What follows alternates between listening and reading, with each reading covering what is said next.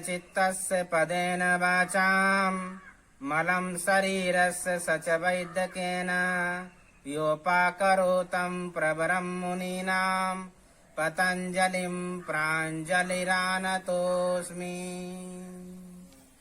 मेरे प्रिय मित्रों व योग साधकों, आप सभी को प्रणाम। स्वच्छ, स्वस्थ, समृद्ध जीवन की राह विश्वकर्मांचल योग प्रवाह।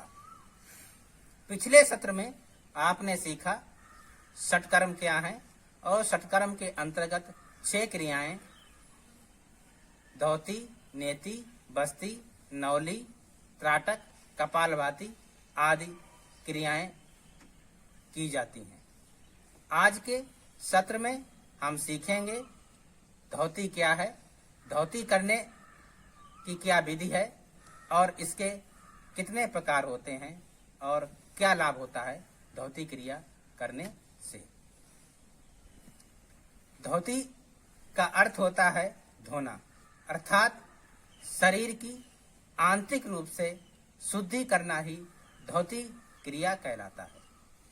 धौती क्रिया के संबंध में हठ योग प्रदीपिका में स्वामी स्वात्माराम जी दूसरे उपदेश के अंतर्गत 24वें श्लोक में कहते हैं, चतुर अंगुल विस्तारम हस्त पंचदशायतम गुरुपदिष्ट मार्गेण सिक्तम वास्तु शनैरग्रसे पुनः प्रत्याहरेश चैत उदितम धौती कर्म तथा।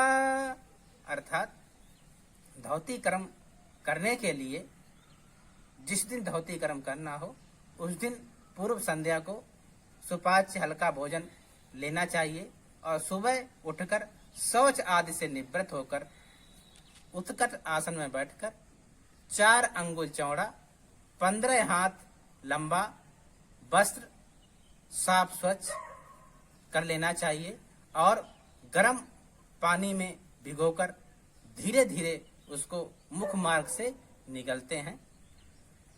नए साधक उस वस्त्र में शहद व घी भी लगा सकते हैं, जिससे वस्त्र को निगलने में कठिनाई नहीं होती है।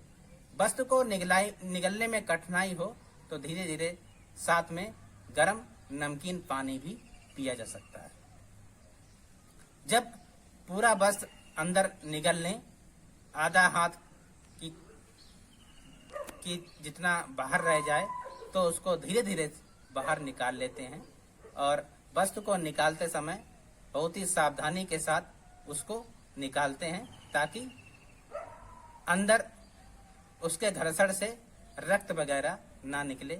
और स्वामी स्वात्माराम जी ये भी कहते हैं, इन क्रियाओं को गुरु के दिशा निर्देश, गुरु के मार्गदर्शन या सानिध्य में ही करना चाहिए।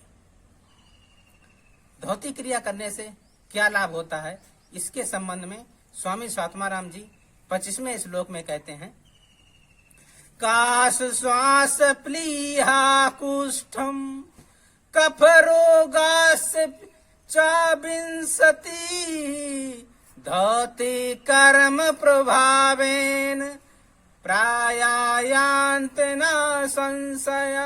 अर्थात धौती कर्म करने से खांसी, श्वास, प्लीहा, कुष्ठ रोग, कफ रोग आदि 20 प्रकार के रोग स्वतः ही समाप्त हो जाते हैं और ये इतना प्रभावशाली है कि इसके प्रभाव पर बिल्कुल भी संशय नहीं किया जा सकता है।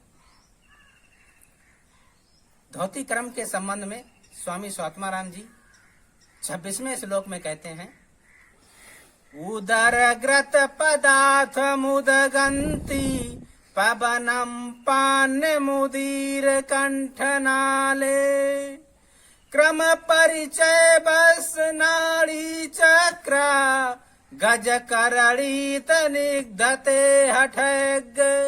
अर्थात समस्त नाड़ी समूह पर नियंत्रण करके अपान वायु को ऊपर उठाकर अपने आमाशय से अन्य जल को बवन क्रिया के माध्यम से बाहर निकालना गज करणी कहलाता है। अतः धोती कर्म को गज करड़ी भी कहा गया है। धोती कर्म के संबंध में घिरण्य संहिता में क्या कहा गया है, आइए समझते हैं। घिरण्य मुनि राजा चंडिकापाल को हठ योग की दीक्षा देते हुए पहले उपदेश के अंतर्गत 13वें श्लोक में कहते हैं, अंतर धोती दंत धोतिर हृद धोतिर मूल शोधनम धोतिर चतुर्विद्या कृत्वा घट कुर्वन्ति निर्मलम। अर्थात अंता धोती, दंत धोती, हृद धोती, मूल शोधनम, ये 4 धोती के प्रकार बताए हैं। ये इतने प्रभावशाली हैं जो अंताकड़ शरीर की आंतरिक रूप से सफाई करके शरीर को निर्मल बनाते हैं, जो शुद्धि हमारे हठ योग की सिद्धि में सहायक होती है। इन अंता धोती के 4 प्रकारों के बारे में हम अलग अलग वीडियो में सीखेंगे। आज के सत्र में हम अंता धोती के अंतर्गत अंता धोती के प्रकारों के बारे में हम जानेंगे कि अंता धोती के कितने प्रकार होते हैं। अंता धोती के प्रकार को बताते हुए मुनि घिरण्य जी 14वें श्लोक में कहते हैं, बात सारम वारि सारम बहिस्सारम बहिष्कृतम घट इस्त निर्मलाथाय अंता धोतिस चतुर्विद्या। अर्थात अंता धोती के 4 प्रकार बताए हैं, बात सार, बारिसार, बहिस्सार, बहिष्कृतम। इन 4 प्रकार से शरीर आंतरिक रूप से निर्मल बनता है, सभी दोषों को इनसे दूर किया जा सकता है। इन 4 प्रकारों में से पहला प्रकार है बात सार। बात सार से तात्पर्य है बात वायु, सार मीन्स तत्व, अतः वायु तत्व से शरीर की शुद्धि करना। इसमें इस क्रिया में मुख को काक मुद्रा अर्थात कौवे की चोंच की तरह बनाकर धीरे धीरे वायु को भरते हैं, और जब वायु भर जाती है तो पेट को चलाकर वायु को अधोमार्ग यानी कि मलद्वार से बाहर निकाल देना ही बात सार क्रिया कहलाती है। इससे जठराग्नि प्रदीप्त होती है, पाचन तंत्र स्ट्रांग होता है। दूसरा प्रकार है बारिसार। बारी का अर्थ है जल, सार का अर्थ है तत्व, यानी कि जल तत्व से अपने अंदर की सफाई की जाती है। इसको शंख प्रक्षालन भी कहा जाता है। बारी सार के अंतर्गत धीरे धीरे जल को पीते हैं। जब जल कंठ तक भर जाता है तो पेट को चलाकर उस जल को अधोमार्ग मल द्वार से बाहर निकाल देना ही बारिसार कहलाता है। इससे इस क्रिया को करने से शरीर निर्मल हो जाता है, हल्का हो जाता है, देव देह प्राप्त होती है। तीसरा प्रकार है बहिसार या अग्निसार।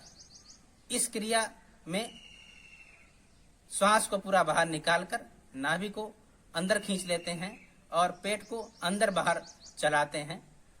अंदर बाहर चलाने की इस क्रिया को अग्निसार कहा जाता है। इस क्रिया को करने से पेट के समस्त दोष दूर होकर जठराग्नि प्रदीप्त होती है और इस क्रिया को नियंत्रण करने से योग की सिद्धि होती है, ऐसा मुनि घिरण्य जी कहते हैं।